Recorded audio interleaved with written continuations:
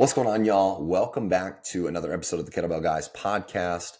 My name is Grant Anderson. I'm one half of the Kettlebell Guys. And today in this podcast, what I want to do is I want to give you a complete reframe, a different lens to look through when it comes to the idea of being an all or nothing type guy.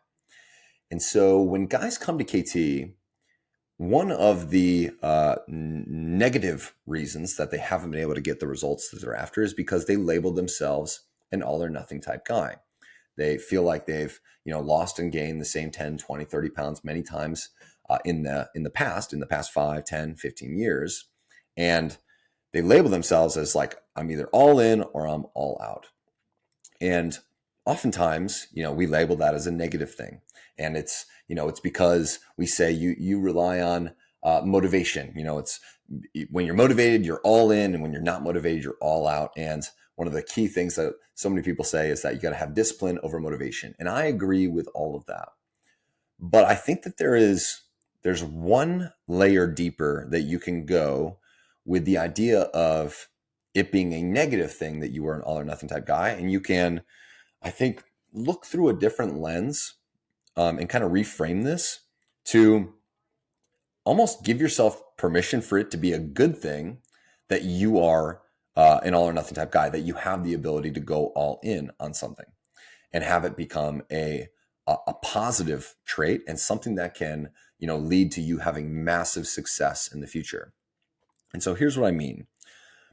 More often than not, in the past, when guys have had, their own struggles, losing weight, getting strong, being consistent when it comes to the habits that are needed from a health and fitness perspective, is that usually guys will have that moment, right? They'll have that moment where it becomes very real for them, where, they wake up, they look in the mirror, they feel fat, they feel out of shape, they don't like what they're looking at, or they put on a suit and that suit is tight, or they put on a belt and that belt is tight, and they have that moment of synergy where it becomes very real for them, where they're like, I need to change. What I'm doing isn't working. I'm not where I want to be. And for a multitude of reasons, guys decide, all right, I got to make a change. And then they decide, okay, I need to go all in. I need to start working out. I need to change my diet. I got to make some big changes on the health front. And then guys will either, decide to go to a gym, decide to go on a diet, keto, paleo, carnivore, whatever I've heard all the diets in the world. And they go all in on it. And usually they can be consistent for, a week or 2 weeks, or maybe even 30 days, maybe even a couple months, maybe even lose 10, 20, 30 pounds. But what happens more often than not, and I've said this before in other videos and whatnot, if you follow me, is that I've heard the story from guys is that they will have something that happens in their life, right?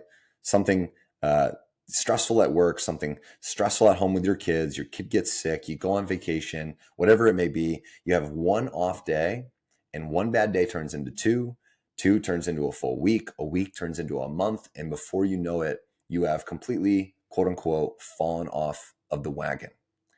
And you gain back the 10, 20 pounds, you gain back the 30 pounds, the whole, F it starts to set in.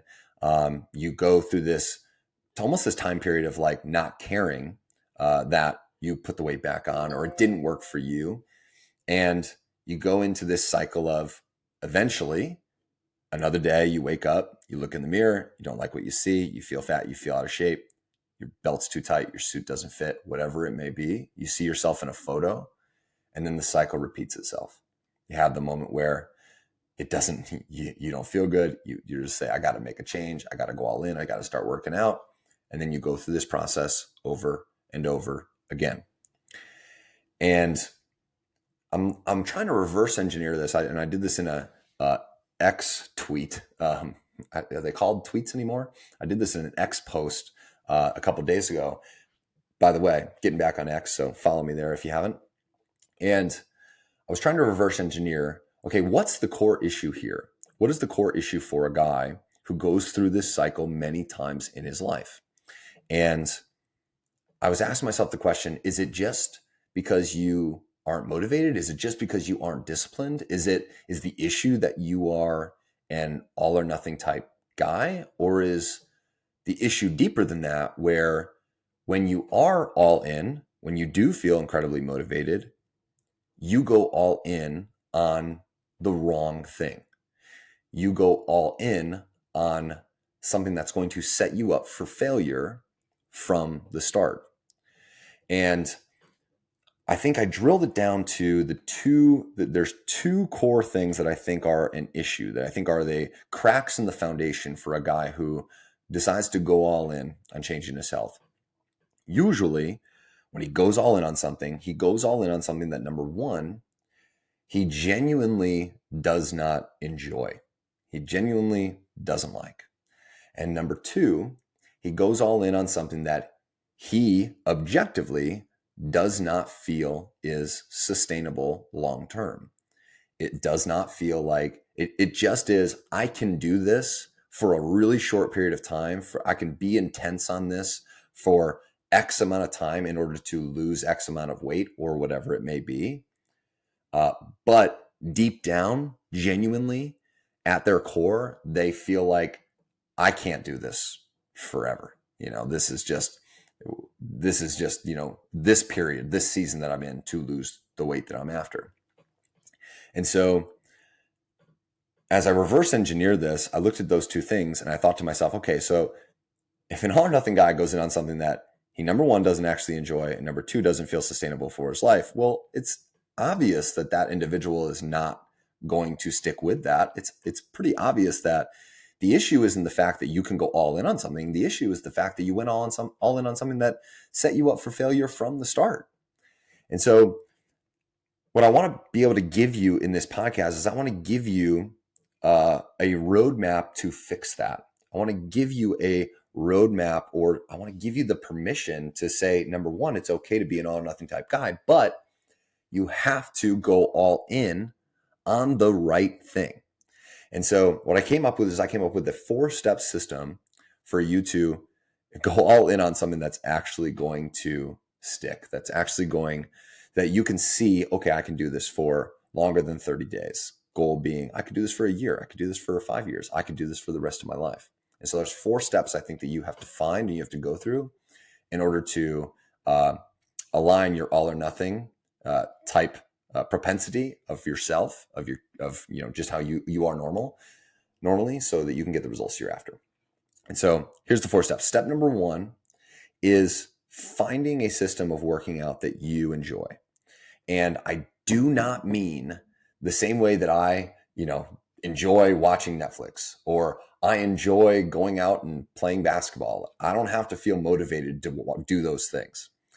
What I mean by enjoy is, number 1, it's something that can create momentum.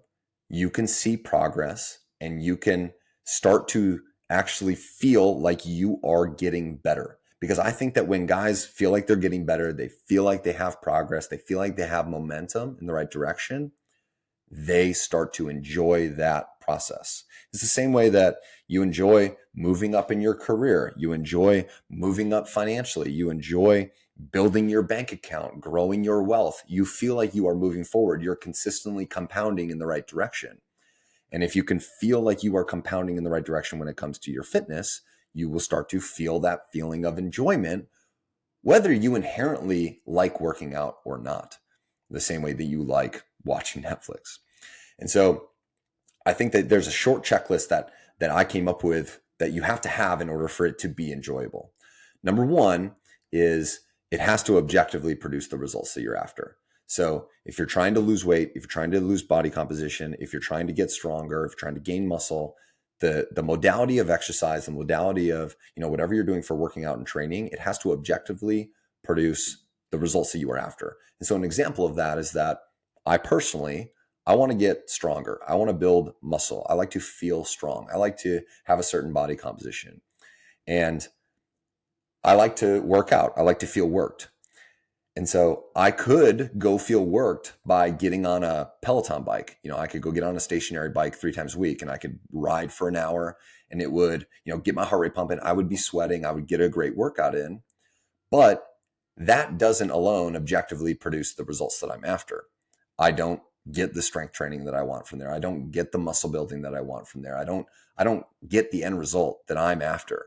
And so to me, that doesn't fit in my enjoyable checklist. It doesn't fit in my, I'm going to be able to do this. I can see myself doing this, because it doesn't produce the results I'm after.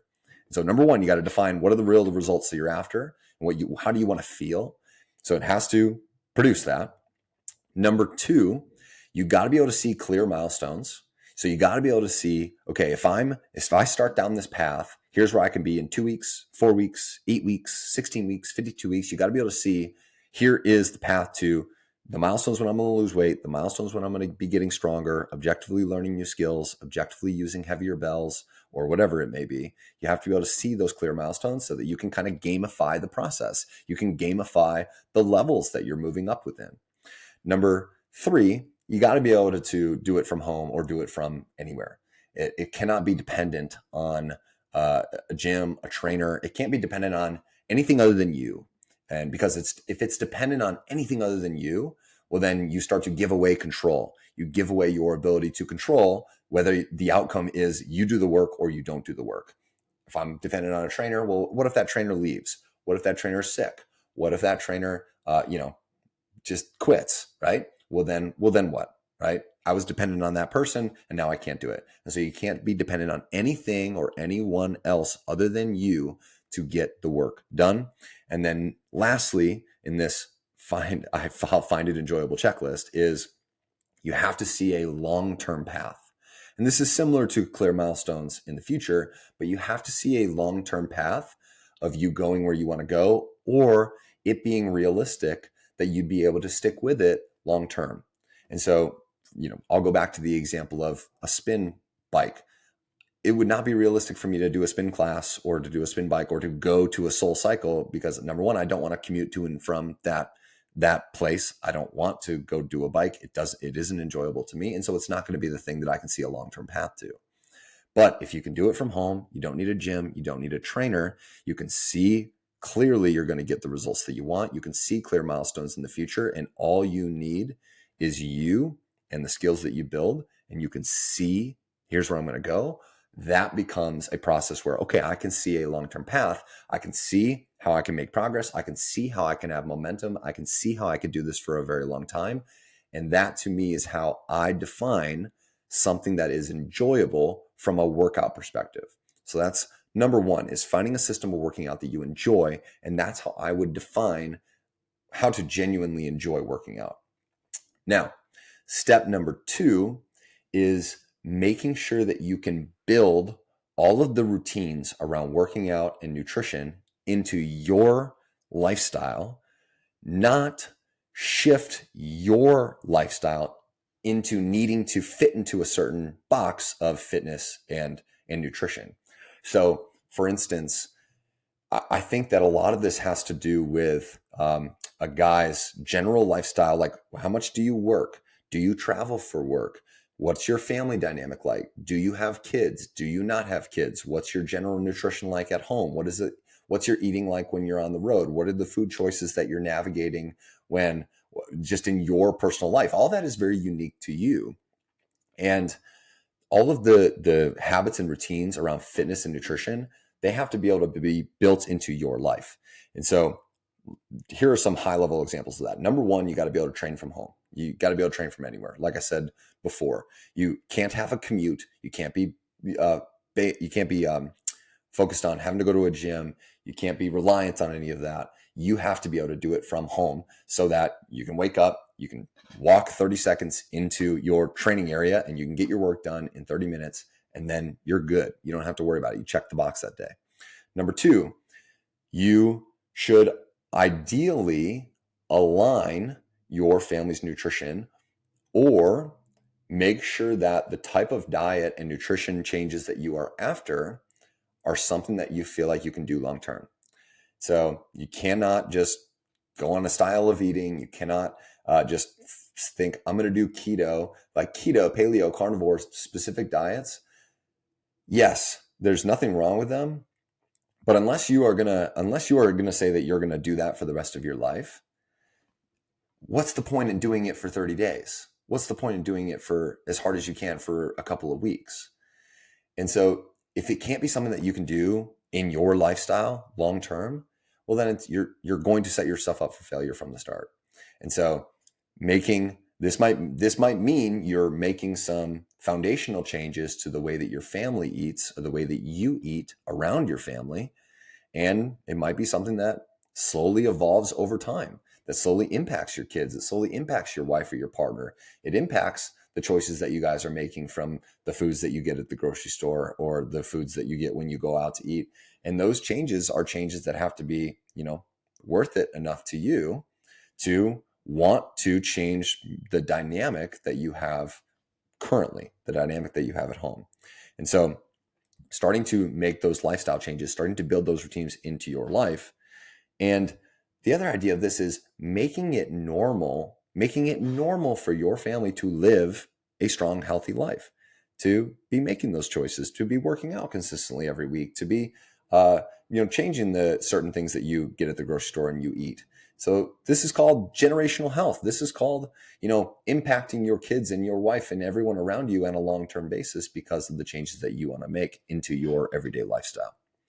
And number 3, it's establishing, new habits. It's establishing habits that everyone in your family can adopt or can join with you on. All of our guys, they train from home. Their kids see them training. The kids come hang out with them while they work out.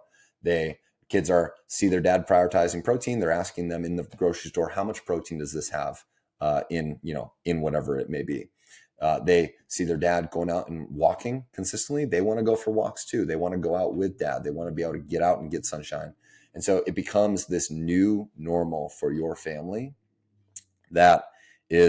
it's not weird to do this stuff. You don't leave your family to go get healthy. So you don't leave your family to go to the gym or eat separate meals or do something completely different than them.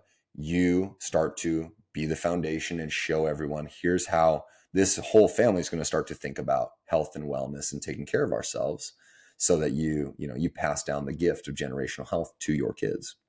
So that's step number 2, is making sure that these routines that you're trying to build are built into your lifestyle, not you trying to just change your specific routines and habits to fit into something that feels healthy, because it's got to impact everyone and not just you. Now, step number 3 is making sure that you have an accountability safety net. Some way, shape, or form. It doesn't matter whether it's a community. It doesn't matter whether it's a coach. It doesn't matter who or what it is, but it cannot just be you. Unless you've been able to crush it on your own in the past, what you need is some level of accountability. And I think there's the simple way to look at that is you need to, number 1, vocalize your goals. Vocalize your goals to someone else, your partner, a coach, a community. Vocalize it to someone else. Get on the same page with them about, here's the actions that I'm committing to reach those goals, to change my life. Make sure they know it. And then number 3, make sure you have an accountability feedback loop where they can see you doing it on a daily basis or a weekly basis, or check in with you on a consistent basis, whatever time frame that needs to be, every day, every 7 days, every 2 weeks, every month, whatever it may be. But it has to be something where you have real accountability outside of yourself. Because if you're on an island, if you're on your own, it will be very, very hard, especially if you have a history in the past of not following through. It would be very, very hard for you to actually feel like you're going to go the distance if no one else is on the journey with you. It's pretty lonely if you're on the journey by yourself. And then step number 4, and this is the big one, is to, and I talked about this in one of my previous podcasts, is to give yourself permission to set the big long-term goal, whether that's losing 40 pounds, 50 pounds, 100 pounds, whatever it may be. But then after you set the big long-term goal, is letting go of the expectations of how long it should take and the emotions around that, and the emotions of whether it's happening fast enough or you're being perfect enough, and just focus on the work. Just focus on the work that's in front of you. Just focus on what you need to do today to get the results that you want tomorrow. And so if you know today, I need to do my workout, I need to walk 10,000 steps, I need to drink half my body weight in ounces of water, I need to not drink alcohol, and I need to make sure I get at least 3 balanced meals a day. and I need to drink 1 or 2 protein shakes. Those are the things you got to do. So just do those things today. Don't worry about, boy, I got to do those things every day this week, or boy, I'm only going to lose 8 pounds in the first month or two, or however long it's taking. That doesn't matter. All you need to focus on is what you need to do today. You got to get those things done. And then you need to go to sleep and wake up, be able to check the box on yesterday and wake up and say, all right, what do I have to do today that's going to make sure that I'm in a position where I want to be tomorrow? And that's how you don't need to focus on what's going to happen in a month. You don't need to focus on what's going to happen in 2 months. You don't need to focus on how long it's going to take. All you need to do is focus on, okay, if the version of me who's in the best shape possible, the version of me who's 100 pounds down or 50 pounds down or feeling confident about his body composition or whatever, that person does these routines consistently. That person works out consistently, eats healthy consistently, doesn't drink a lot of alcohol, drinks water, is present with his family, goes on walks. His whole family is aligned with the routines and the habits and the new lifestyle that they're living. If that guy, if the best version of you does those things consistently, well, then the version of you right now just needs to focus on, okay, well, today I need to do that. Today I need to do those things today in this, 16-hour opportunity that I have when I'm not sleeping. I need to do these things. I need to check the box on these things. And then I need to wake up tomorrow, look back at yesterday that I objectively did what I said I was going to do. And then I need to do it again today. And you need to just keep taking it one day at a time. And then you need to let time do its thing, because that is the only way where you can put your head down, focus on the work, and then bring your head up 6 months from now and be a completely different human being and be in a completely different place from a health perspective, from a body composition perspective, from a weight perspective, from a strength perspective, from a routines perspective, all of it. It is done one day at a time. And the thought process here is that you go all in on these 4 steps.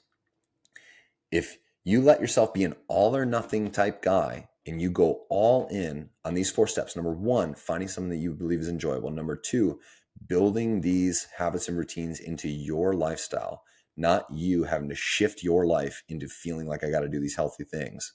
Number 3, getting an accountability safety net in place. And number 4, setting the big long-term goal, but then letting go of any emotions and expectations around how long it should take or how fast it should be to get there, and just focusing on what you need to do today. If you do those 4 things and you go all in on those 4 things, well, then I can promise you that that environment, that foundation is not going to be one that's going to set you up for failure from the start.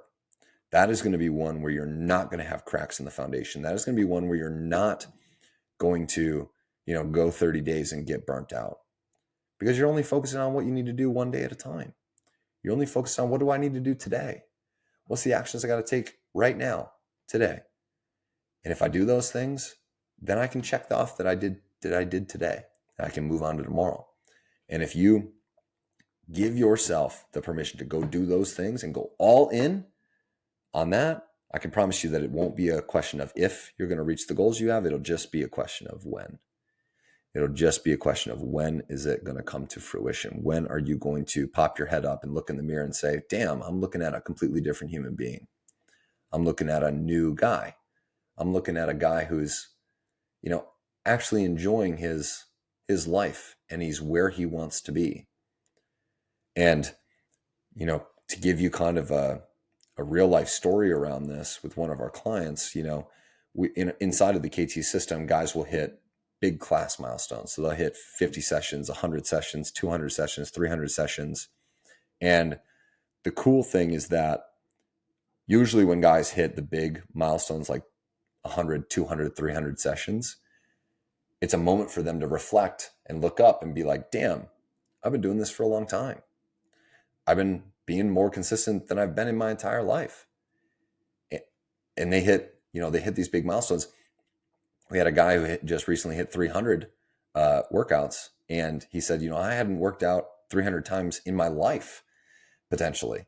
up until, the last 2 years, I've done 300 workouts. And so he's able to then stop and reflect. But I think that if on day one, that person was like, boy, in 2 years, I'll have done 300 workouts. So they were thinking about that from the start, from the beginning. It would feel overwhelming. It would feel like, God, I'm going all in on this. I got to hit 300 workouts, but then eventually they burn themselves out. And it would almost feel overwhelming to some guys to be like a reason not to start in the first place. And I can tell you that that's a recipe for failure. That's a recipe for feeling like the progress that you want to make is insurmountable if you are constantly focused on the end outcome, the end result, where you're trying to go. So just to review, step one, find something that's enjoyable, that can give you progress and momentum in the right direction, and you feel like you can do it long term. Number two, build this stuff into your lifestyle. Start to create generational health. Start to make it normal for your whole family to be in on this with you. Step number three, have an accountability safety net, whatever that may be. A coach, a program, a community, your wife, it doesn't matter what it is, but you need to vocalize your goals. You need to get an agreement of the actions that you need to take consistently in order for your goals to become a reality. They need to be on the same page with you on that. And then you need to create an accountability feedback loop where you're actually holding yourself accountable to, did you do these things? And then number four, set the big long-term goal, see it, believe it, have the vision, but then let go of any emotion, let go of any expectation around how long it should take, how fast you should get there. Don't be emotional about it. The only thing you should be emotional about is, what do I have to get done today? And I need to get that stuff done. And you start stacking days, one day at a time, and then you let time do its thing. And before you know it, you'll look up and you'll be 300 workouts in. You'll be 2 years into the process, and you'll be a completely different guy. And the best part is that you will finally feel like you got off the hamster wheel of the negativity around being an all or nothing type guy, because you went all in on the right thing. You went all in on something that is sustainable, that is built for the long haul, that is just making changes that become a new version, new normal for you. And it won't be a flash in the pan. It'll just be this new version of non-negotiables in your life that produce the results that you want and that help you maintain the results that you want. And so you'll never, ever feel worried that you're going to go back. So with that being said, I did an X thread on this not too long ago. So if you're not on X, or if you don't follow me on X, make sure you go follow me there. Otherwise, you can obviously check us out on Instagram, Kettlebell Grant, Kettlebell Sean. We're trying to be on YouTube as well, at the Kettlebell Guys on YouTube. But if you found this helpful, would love nothing more than just sharing it with your friends, or sharing it with someone someone else who might be an all or nothing type guy. And maybe it could be helpful for them in the future. So I appreciate you guys. Thank you for listening, and I'll see you on the next pod.